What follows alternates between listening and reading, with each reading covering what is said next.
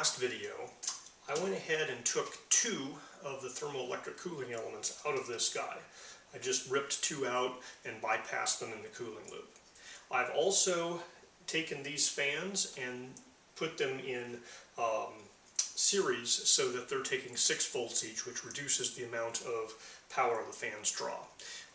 Doing that raised the temperature a little bit on this loop, but because I've reduced the number of TECs inside and I'm only running them at 6 volts as well, this guy is able to keep up with 2 TECs with these guys at 6 volts.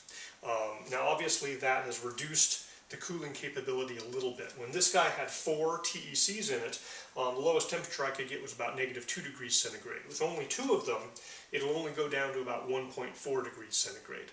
And we're losing excess cooling capacity as well, so it takes longer to cool down my load. In this case, I used some cans of soda to test. So when this guy had 4, it took about 6 hours to get it down to 4.5 degrees centigrade. But when it only has 2 TECs, it actually takes it 14 hours to get it down. The benefit is that instead of taking 70 watts, this guy here is now taking 41 watts, which is actually less than the commercially available little Chefman TEC fridge. This guy takes 45 watts and this guy takes 41 watts. So it takes less power. It can get colder. It still cools down faster than this guy.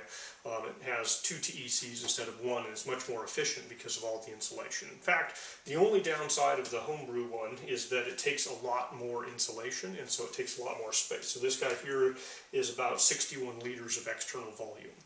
It does have almost 8 liters of internal space compared to the 5 liters here, so it has a little more internal space, but it takes up a lot more space physically. So I'm pretty much done with this, but I'm pretty happy with the performance I'm able to get with the TECs.